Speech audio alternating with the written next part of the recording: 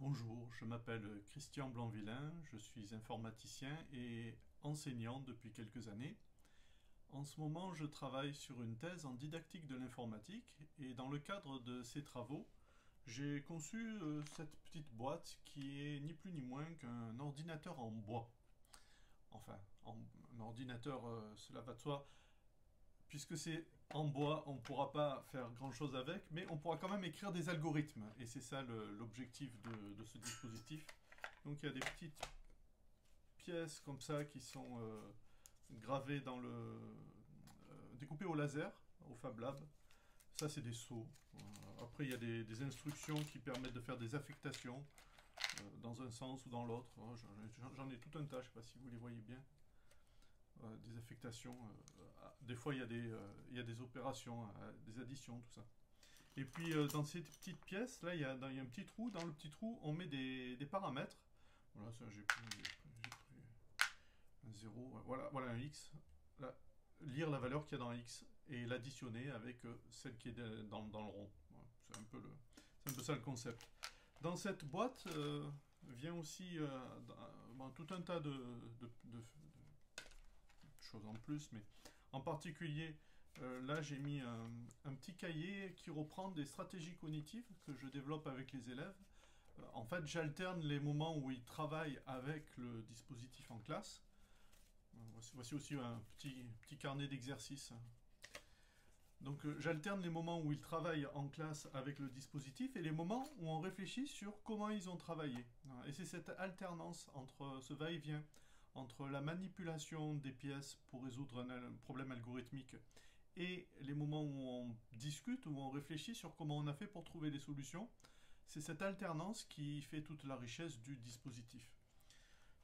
Ce qu'on trouve également dans la boîte, c'est un petit carnet comme ça avec cette feuille-là qui j'utilise pour déboguer le code. En fait, il y a les entrées et les sorties et puis toutes les valeurs en mémoire. Et puis sur chaque itération, on écrit sur une ligne différente et on fait du pas à pas dans le code qui a été conçu par assemblage des instructions. On fait du pas à pas pour voir si on a bien, si le code qu'on a imaginé répond bien au problème posé. Voilà, et puis un petit jeton comme ça qui fait office de point d'arrêt dans le code et qu'on déplace aussi dans le code écrit à l'aide de ces instructions. Voilà, avec tout ça, il y a un livre, un manuel pour l'enseignant. Il y a aussi un autre cahier d'exercices sous une autre forme que simplement les exercices qui sont là. J'ai aussi un autre cahier d'exercices. Enfin, vous pourrez trouver tout ça en téléchargement sur le site humanprocessor.xyz, human-processor.xyz. Tout est en open source. Je partage aussi les plans pour pouvoir, si vous avez accès à un Fab Lab, vous pouvez découper vous-même ces pièces. J'ai mis les plans.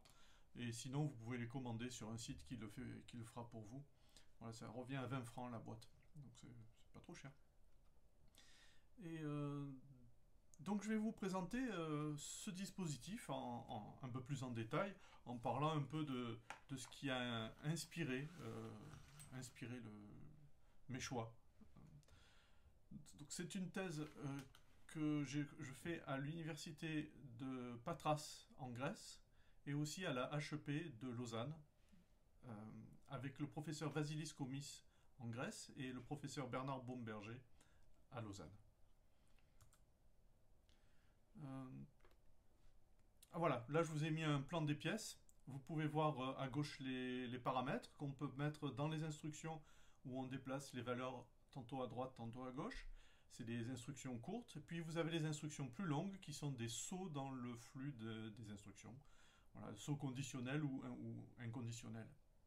Avec ça, on fait à peu près tout ce qu'on veut. En tout cas, j'ai une vingtaine d'exercices, même un peu plus, mais au bout d'un moment, ça devient un peu difficile de faire du code trop compliqué avec ces bouts de bois. Donc généralement, je m'arrête à la multiplication. Quand ils arrivent à programmer la multiplication juste avec des additions, pour moi c'est bon, ils ont capté les concepts, ils ont capté la notion de boucle, la notion de test, ils ont capté la notion de variable, et c'est tous les concepts que je cherche atteindre, à développer chez eux avec ce dispositif.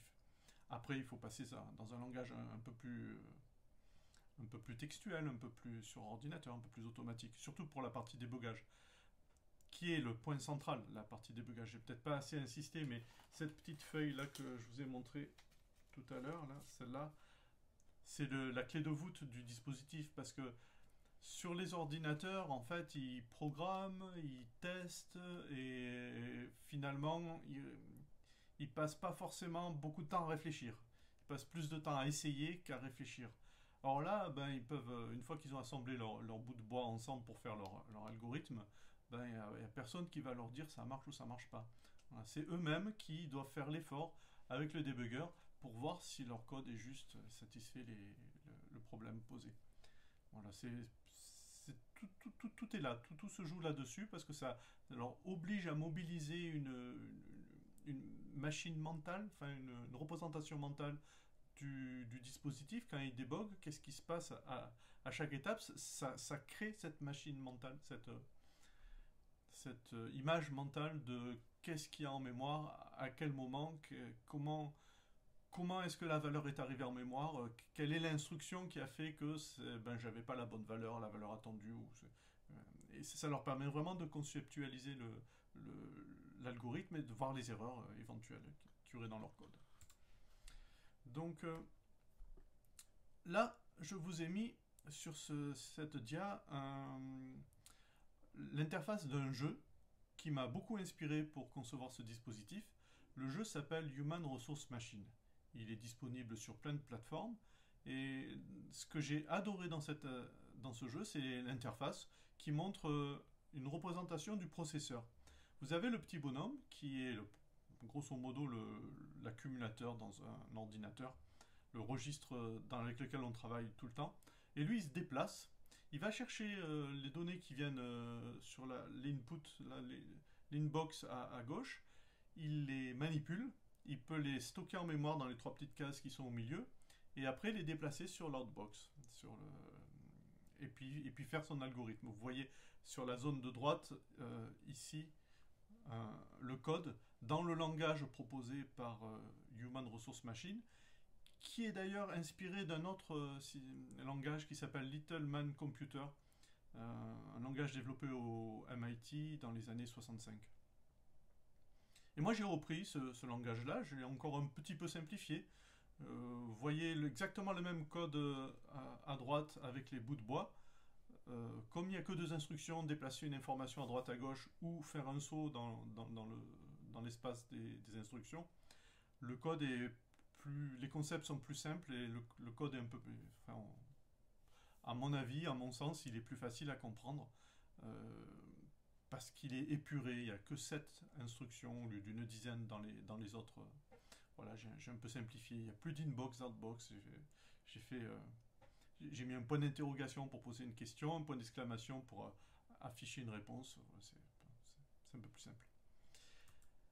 Et là, j'avais prévu de vous montrer ici une petite démo du petit bonhomme qui bouge à l'écran. Je ne sais pas si on n'a pas besoin, je vais l'enlever. Voilà. Il prend, il fait une soustraction ou une addition, je ne sais plus trop, et il met sur la sortie le résultat de son calcul. Il prend un autre nombre, là, hop, il change, il fait sa soustraction, voilà. Et donc, ce qu'il y a de sympa avec cette interface très explicite de comment fonctionne le processeur, c'est que moi, je fais la même chose avec les élèves. Donc, la première séance, la première fois avant même d'introduire la boîte que je vous ai montrée, on fait ce jeu-là en classe avec des bouts de papier qu'on s'échange et les élèves sont disposés comme ça dans la salle de classe et ils vont jouer le rôle de la mémoire, jouer le rôle de l'inbox, jouer le rôle de l'outbox et acquérir les concepts. Tant et si bien que quand je vais sortir les pièces après, ce sera naturel pour eux parce qu'ils auront vraiment compris les concepts. Ils auront vraiment saisi qu'est-ce que doit faire la mémoire, quelles sont les opérations possibles. Il n'y a que l'addition et la soustraction, pas grand-chose. Et puis le formalisme de déplacer une information avec une flèche, il est assez évident. Donc la prise en main du dispositif, elle se passe de manière très très naturelle, elle ne pose pas de difficulté. C'est assez direct. Ah voilà, une photo en classe. Là vous avez des élèves, oui, ben, ceux-là sont un peu plus âgés. On- J'ai utilisé les dispositifs avec des élèves de 10, 11, 12 ans à peu près. Euh, et aussi avec des élèves qui ont entre 20, 24, parfois même plus. Et dans les deux cas, c'était des élèves novices en programmation. Et puis j'ai pu voir que même avec les élèves plus jeunes, on pouvait, grâce à ce dispositif, apprendre à programmer, à apprendre les concepts des algorithmes. Ça marche bien. Ça marche bien. Avec les petits, le développement des stratégies cognitives dont je vous ai parlé tout à l'heure, là, je vous remontre parce que je suis allé un peu vite. Ces petits carnets là, c'est des stratégies cognitives. Le développement de ces stratégies cognitives, avec les petits, ça marche un peu moins bien. C'est-à-dire que la méta-réflexion, la métacognition, c'est pas encore ça. Il faut y aller doucement. Avec les grands, par contre, ça marche du feu de Dieu. C'est-à-dire que toutes les astuces, les stratégies que je leur donne, ben, ils arrivent à les exploiter, à les intégrer, et puis même à faire des transferts dans d'autres disciplines. Je vous ai mis une petite vidéo à la fin de la présentation, un témoignage de ces élèves-là, et vous allez voir, c'est assez éloquent. Là, sur la table, vous pouvez voir le cahier d'exercice à destination des élèves, et puis aussi leur feuille de papier qu'ils utilisent pour faire le débogage. Quand j'ai conçu ce dispositif didactique, je me suis plus ou moins j'étais confronté, avant de le concevoir, j'étais confronté à des limites dans les systèmes que j'utilisais. La plus grosse, la plus importante limite, c'était cette stratégie trial and error. Là. J'essaye jusqu'à ce que ça marche sans vraiment réfléchir à ce que je fais. Ça, c'est ce qui me contrariait le plus avec les élèves. Et c'est pour ça que je voulais quelque chose de complètement débranché, où il leur fallait faire un effort pour savoir si le code était juste ou pas. Et c'est en faisant cet effort qu'ils apprennent, justement, c'est ça que je voulais. Mais il y a d'autres limites que je vous expose là. Typiquement, comme c'est débranché, on n'a plus de souci de laisser des élèves jeunes trop longtemps sur tablette, déjà qui risquent enfin, selon ils peuvent en avoir déjà beaucoup à la maison. En rajouter à l'école, c'est pas forcément ce qu'il y a de plus judicieux. Donc là, l'avantage, c'est qu'on peut apprendre à programmer sans être le nez sur un écran. Ça a un double avantage d'ailleurs. Ça m'a permis aussi, pendant ces recherches de travaux de thèse, j'ai pu filmer leur activité. Et puis comme ils travaillent en manipulant des bouts de bois, on voit très très bien ce qui se passe. On voit ce qu'ils essayent dans leur tête. Sur un écran caché derrière une tablette, on ne voit pas aussi bien. C'est moins évident ce qu'ils font. Tandis que là, c'est très explicite. Et en plus, ben, ils peuvent se mettre à plusieurs autour d'une boîte. Donc généralement, ils travaillent en binôme. Ce qui permet de, s'il y en a un qui est bloqué, que l'autre lui explique, et il y a un socio-constructivisme qui s'installe et qui est bien apprécié. Et puis, l'environnement n'est pas ludique, puisqu'il n'y a pas un petit lutin qui bouge et qui vous dit bravo, t'as réussi. Donc c'est assez neutre et ça incite enfin, ça évite la distraction et ça mobilise les élèves vraiment sur le problème à résoudre, quoi. Ah oui, puis dernier point, à ma connaissance, c'est le seul environnement qui permet d'apprendre à programmer sans ordinateur. C'est quand même remarquable. Euh, pour Ce que j'aime bien aussi, avec cette architecture de von Neumann explicite, avec cette activité du début, c'est que ça leur crée une image mentale, ça leur forge une image mentale du fonctionnement du processeur qui leur aide après, lorsqu'ils assemblent les bouts de bois pour constituer l'algorithme, ça leur aide à bien penser à ce que fait le code.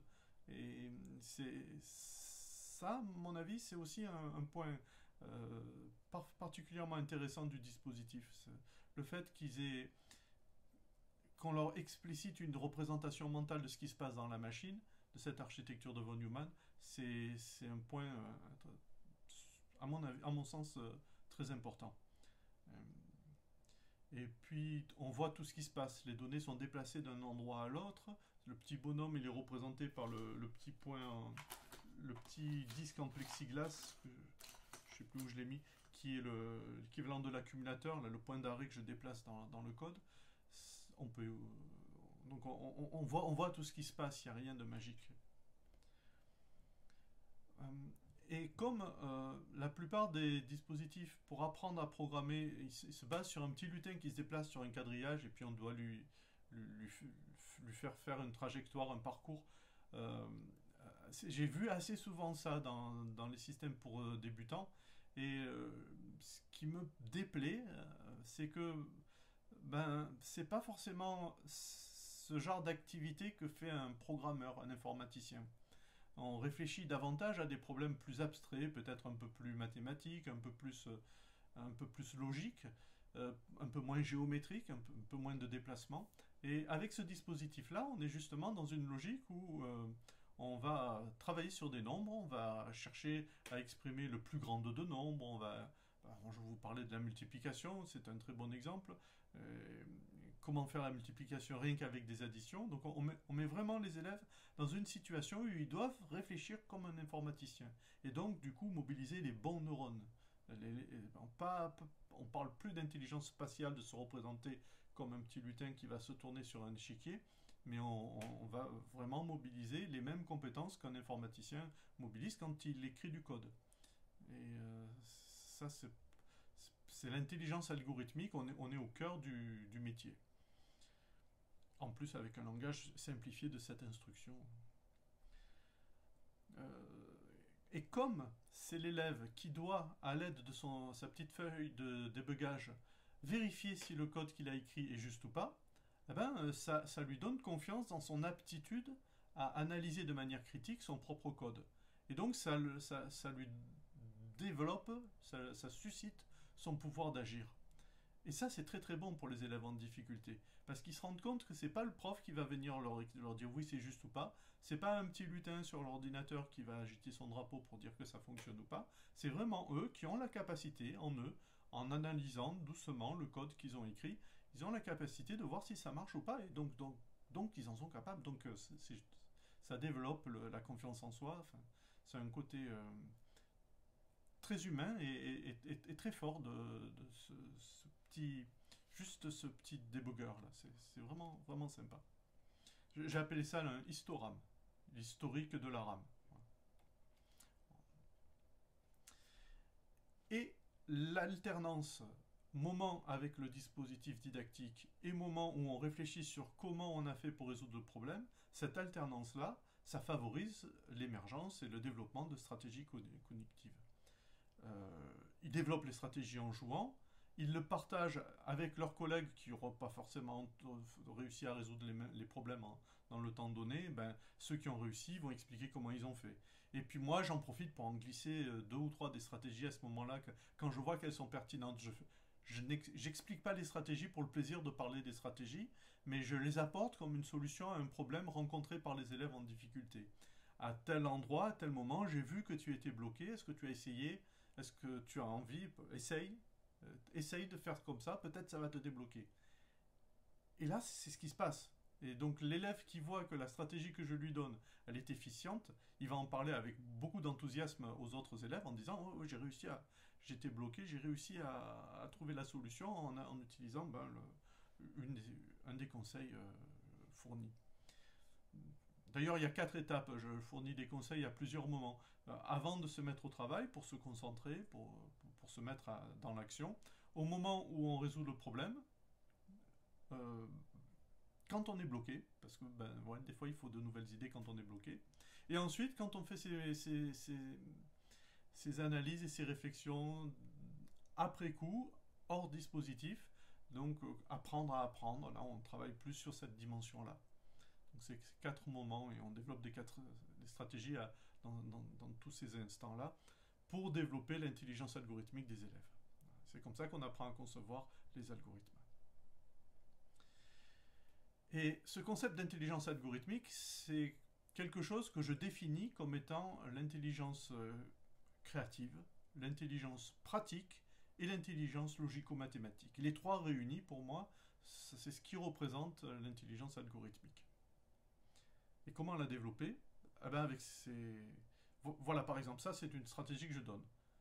Une stratégie qui, euh, qui explique à l'élève que plutôt que de passer directement du problème à résoudre à la solution code écrite qu'on lui demande de faire traditionnellement, hein, on lui dit voilà, voilà le problème, donne-moi la solution. Moi je lui donne un parcours qui est assez simple finalement, puisqu'il doit jouer dans un premier temps avec l'activité initiale qu'on l'on fait, il joue le rôle du processeur. Donc je lui dis, quand il est bloqué face à un exercice, essaie de te remettre à la place du processeur. Essaie de déplacer des informations, de les prendre dans ta main, de les poser dans la mémoire. Essaie de te mettre à la place du processeur pour résoudre le problème. Et ça, généralement, ça les aide parce qu'ils savent faire. Enfin, ils sont pas bêtes, donc ils arrivent bien à se représenter qu'est-ce qu'il faut faire pour résoudre le problème donné. Après, l'exprimer, c'est une autre difficulté. Mais déjà, savoir quoi faire, ben voilà, ça les débloque. Ça les débloque. Puis il y a une étape supplémentaire, c'est dire à quelqu'un d'autre ce qu'il doit faire, c'est l'autre est acteur. Donc on se met c'est plus nous qui faisons, on se met en observateur, on doit donner des instructions à l'autre. Donner des instructions, ça signifie aussi utiliser un langage formel, donc on a un niveau de difficulté, d'abstraction supplémentaire. Et ensuite, on écrit le code en mobilisant son modèle mental, parce qu'on essaie de se représenter toutes les étapes, avant d'écrire vraiment finalement le code par assemblage de ces petites pièces entre elles. Voilà, ça c'est une des stratégies. Mais j'en ai d'autres. J'en ai d'autres qui correspondent aux 4 étapes que j'ai décrites tout à l'heure, avant de se mettre à réfléchir, au moment où on cherche une réponse, au moment où on est bloqué pour trouver de nouvelles idées, et puis ensuite dans les moments qui s'alternent avec les moments de manipulation, les moments de réflexion, où on réfléchit comment mieux apprendre également. Ainsi, le micro-monde que j'ai créé, ce petit dispositif en bois, c'est un incubateur de stratégies cognitives. Parce que les stratégies qui sont là, je ne les ai pas inventées, je ne les ai pas sorties d'un chapeau, je les ai faites émerger des réflexions que j'avais avec les élèves, en les observant, en observant ce qui arrivait, comment est-ce qu'ils faisaient pour trouver une solution. Voilà, je me suis aussi inspiré de livres et de lectures, mais généralement, elles viennent du groupe, ce qui fait qu'elles sont régulièrement enrichies, j'en rajoute de temps en temps. Je vous ai mis une petite vidéo, témoignage des élèves. Avec plein de travail. Est-ce que vous avez l'impression que ça vous aide à apprendre à réfléchir? Ouais. Oui. Ouais, je prends plus le temps de décortiquer plus le Ouais, truc. voilà, c'est ça. Avant, Moi, j'y allais jamais à la ça, bourrin, ça fonctionne. Ouais, voilà, Ça on a fait, fonctionnait moi je pas. fais tout le temps, ok, je vais changer ça, voir ce que ça donne, ça fait une erreur, ok, je vais changer ça, mais je prends jamais le temps de décortiquer tout le problème en soi-même. On fait tous ça. Bah ouais, mais du coup, mais ça, c'est ça le problème. On veut directement le résultat. Ouais, voilà, c'est ça. Sans réfléchir et ça marche pas. Moi, C'est qu'on veut le résultat le plus. Ah ouais? Clairement. Peut-être pour ça que tu tapes des 6 alors que nous on y va en mode bourrin. Si je change ça là. Ouais, voilà, c'est Moi, ça. je réfléchis Si je fais vraiment ça, il se étape passe par pas. étape, qu'est-ce que ça fait. Et quand je lance ce programme, Cette feuille, elle est censée vous aider à réfléchir étape par étape. C'est ça le principe qui est derrière. C'est dans ta tête, quand tu regardes ton code, tu fais ça. Si tu ne fais pas par écrit, tu le fais dans ta tête. Et tu te dis, ah merde, mais là je mets la variable, j'écrase la valeur dont j'ai besoin un peu plus tard, donc mon code il est faux. Putain, c'est trop dommage qu'on ait pas ça plus souvent, monsieur, parce que je vous jure que là, j'étais parti pour faire ça toute la journée. C'est plus ludique, c'est plus visuel que de travailler sur un logiciel par exemple. Sur écran. Exactement. Donc ça développe aussi d'autres capacités. Et moi je trouve ça. Je sais pas comment expliquer, mais étant donné que c'est visuel, on a directement. Dans notre tête, ça se fait plus rapidement que si on a du texte avec du code à taper. Parce que quand on met du code, on va s'imaginer le résultat. Alors que là, on a C'est ça. sous les yeux. Là, on a toutes les pièces et on peut. Sans le faire, en fait, notre cerveau il réfléchit et il assemble le truc. Quoi. Donc, Cool. Voilà, sur ce site-là, vous pourrez trouver le plan du dispositif et le support de cours pour l'enseignant et pour les élèves. Avec aussi, j'ai remis la petite vidéo que je vous ai montrée. Donc, place aux questions.